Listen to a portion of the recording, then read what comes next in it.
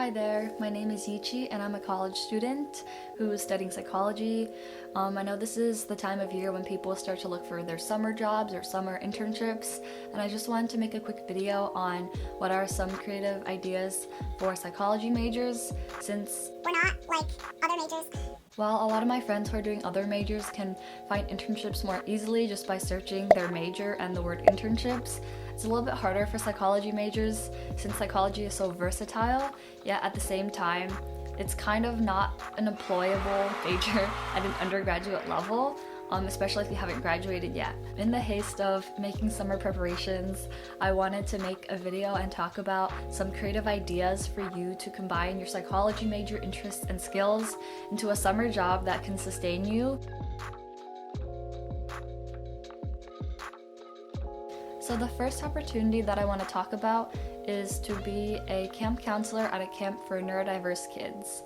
While there's a lot of sleepaway camps out there who are recruiting college students, two programs that I know have a lot of nationwide locations are Camp Talisman and Camp Aquila. These two camps both offer camp opportunities that cater to the campers' needs for kids with autism, ADHD, and other sorts of neurodiversity. So these camps are kind of like a space for them to just be with each other and have fun and be kids. A lot of these kids can sometimes struggle in their regular social situations, such as in school, because other kids might find them weird or different and tease them for it. But these camps really strive to create spaces where the activities can suit these kids' interests and also just accommodate for their needs. I think this camp is a really great way for a psychology major to get some hands-on experience, seeing how to interact and how to best engage with kids.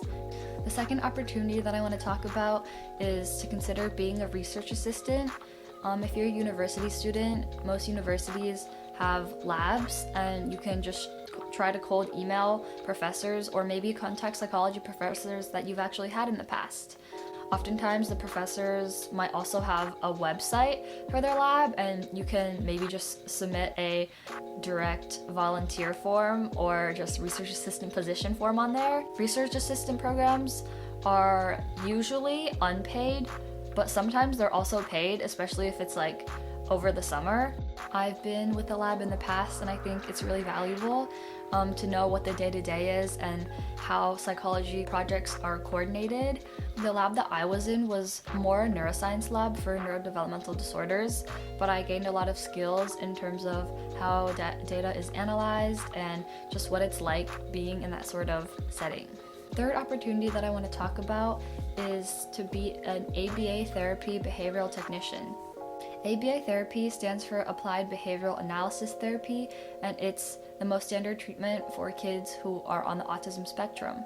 As an ABA therapist, you work under a licensed therapist called a BCBA, and this person kind of creates a treatment plan for the child that you're working with and certain skills that you're supposed to reinforce in a child. And then you'll spend probably considerable amount of time with this child, working with them, playing with them, getting to know them. And then the therapist will kind of come in every week and evaluate the progress, if any new goals need to be made, or if anything needs to be addressed. A lot of it is working on communication, functional and social skills. So you spend a lot of time with the child in their natural environment, at home or at school. I'm currently doing ABA therapy with a 7-year-old, and for me, I really love working with kids and it's a lot of fun. There's a lot of organizations nationwide that do ABA therapy, so if you just go ahead and search up ABA therapy agencies, you'll find some. The fourth opportunity that I want to mention is partaking in an outreach internship.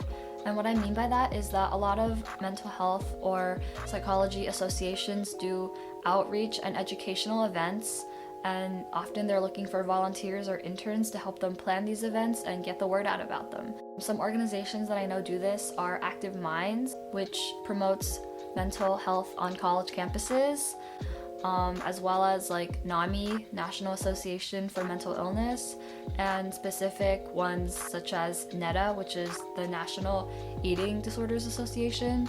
They all have internships, but they also all have volunteer opportunities. So depending on where you live and maybe what your schedule looks like. You can go ahead and see what might fit your schedule better. And either way, I think it's a really good way to get experience into the advocacy portion of psychology and how to educate others about these issues. Volunteering is often a really good way to get your foot in the door, and then in the future, when they're looking for interns, you kind of will know about that, and you'll also have experience doing exactly what they want. The fifth and last opportunity I want to talk about is being a volunteer on 7 Cups. 7 Cups is an online platform where people who might be experiencing like emotional distress but don't have an immediate source of support go to talk to somebody who's a trained listener. Anybody can become a certified listener as long as you sign up on 7 Cups and go through all the training modules.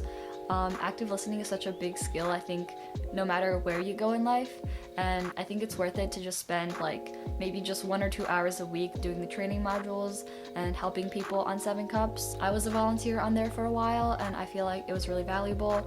I learned a lot about how to actively listen. I have volunteered as a listener on 7 Cups, and I think it was a really helpful experience. There's a lot of training modules. I learned a lot about what to do in like crisis situations and how to advise people without giving your own advice, but just using active listening skills to repeat back and make sure that they feel validated. And those were the 5 jobs and summer internship ideas that I have for psychology majors. I hope that you were able to take something away and check some of these out.